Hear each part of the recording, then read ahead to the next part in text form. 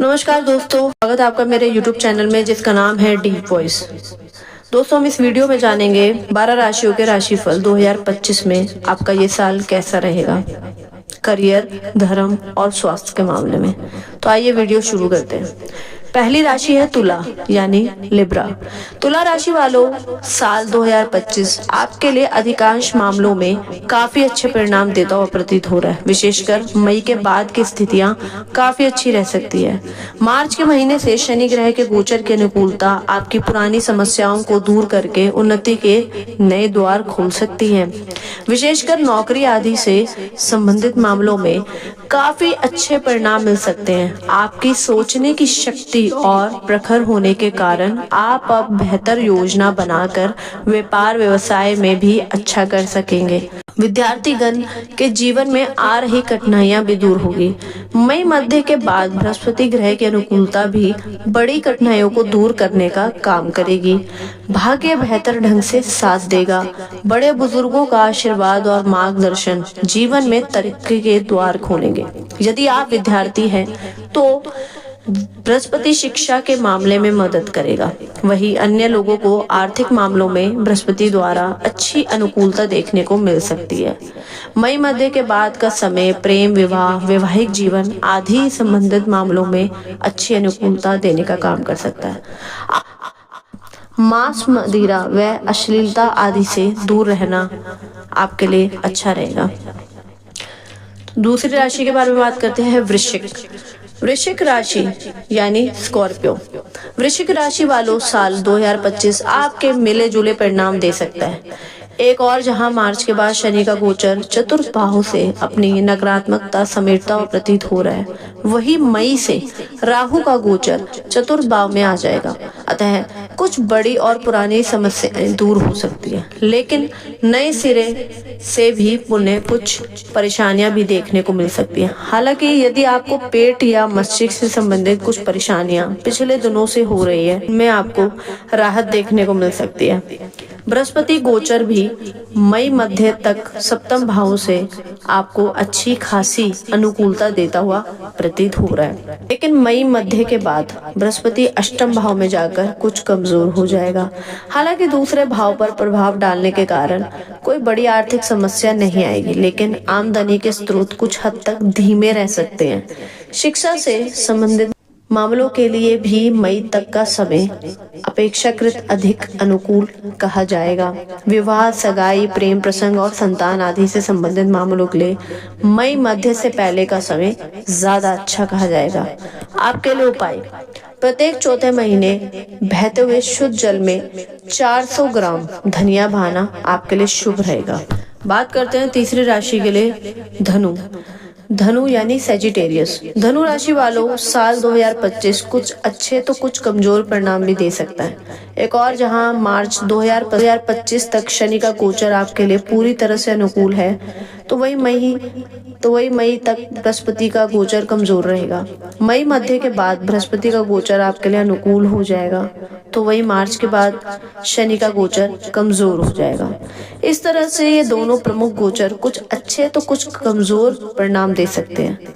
हालांकि सकारात्मक परिणामों की अधिकता रहेगी, क्योंकि राहु का गोचर मई के बाद से चतुर्थ भाव में अपनी नकारात्मकता दूर कर लेगा। फलस्वरूप घर गृहस्थी से संबंधित कुछ परेशानियां भी दूर होगी, अथवा पुरानी समस्या भी दूर होकर शनि के कारण कुछ नई समस्या पैदा हो सकती है।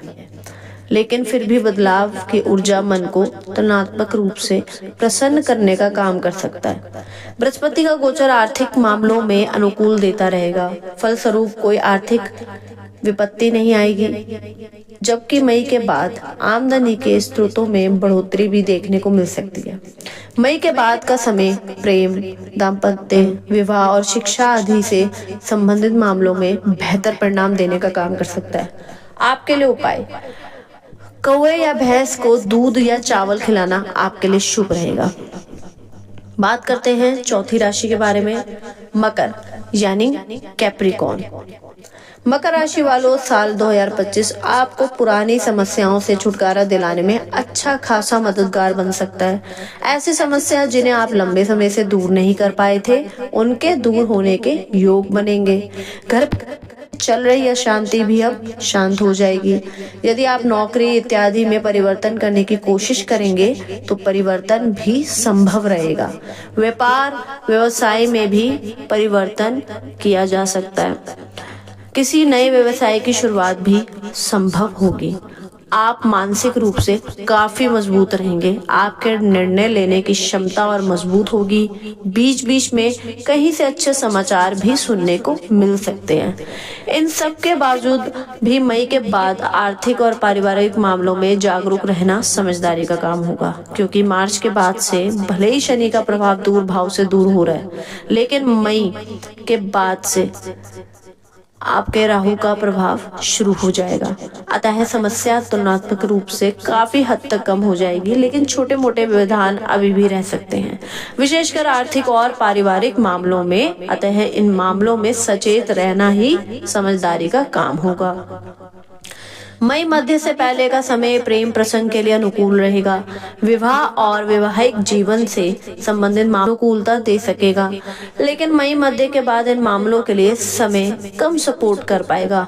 विद्यार्थियों के लिए सामान्य तौर पर पूरा वर्ष ही किसी न किसी तरह से मददगार बनता रहेगा। आपके लिए उपाय: प्रत्येक तीसरे महीने पुजारी के पीले कपड़े जरूर दान करें। बात करते हैं पांचवी राशि कुंभ यानी एक्वेरियस। कुंभ राशि वालों, 2025 आपके मिले जुले परिणाम दे सकता है। कुछ मामलों में आपका एवरेज से बेहतर परिणाम भी मिल सकता है। एक और जहां मार्च के बाद शनि का प्रभाव प्रथम भाव से दूर हो रहा है, जो आपके भीतर नई स्फूर्ति नई ऊर्जा देने का काम करेगा। आपके रुके हुए कामों को गति दे सकेंगे। यात्राओं के माध्यम से भी लाभ प्राप्त कर सकेंगे।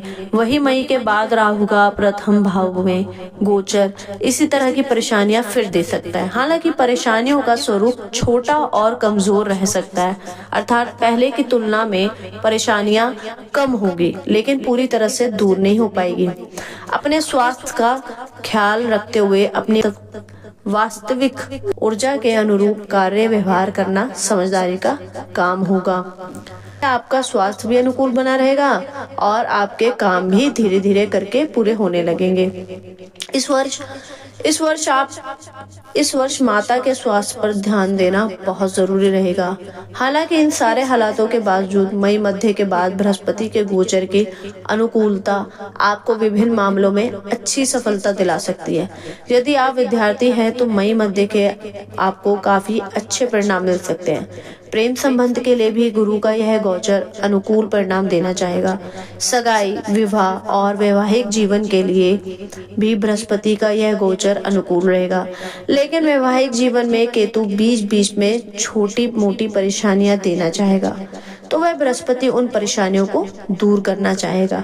अर्थात परेशानियां आएंगी लेकिन जल्द ही ठीक हो जाएगी। इस तरह कार्य, व्यवसाय, नौकरी इत्यादि में छोटी मोटी विसंगतियों के कुछ ठीक ठाक चलता रहेगा। सारांश यह है कि इस वर्ष विभिन्न मामलों में छोटी मोटी परेशानियां देखने को मिल सकती है, लेकिन आप अपने पुरुषार्थ और अपनी योजनाओं के उन परेशानियों को दूर कर सफलता प्राप्त करते रहेंगे। आपके लिए उपाय: गले में चांदी की चेन जरूर पहने, आपके लिए शुभ रहेगा।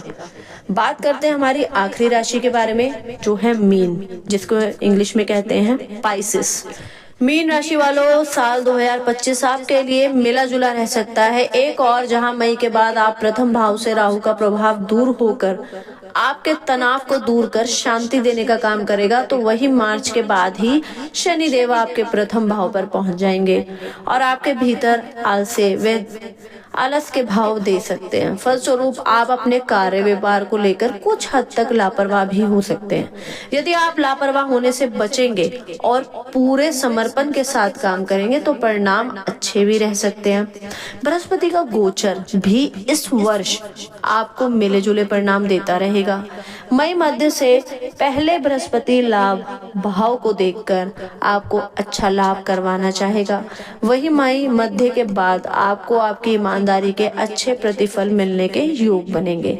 घर से दूर रहने वाले विद्यार्थी को अच्छे परिणाम मिल सकेंगे। घर से दूर रहकर कमाई करने वाले लोगों को भी अच्छे परिणाम बाकी जन्मभूमि के आसपास रहकर काम करने वालों को लोगों को अपने काम के प्रति थोड़ा सा असंतोष रह सकता है, फिर भी ओवरऑल इस वर्ष का हम आपके लिए मिला जुला या कुछ मामलों में एवरेज से कुछ अब तक बेहतर भी कह सकते हैं।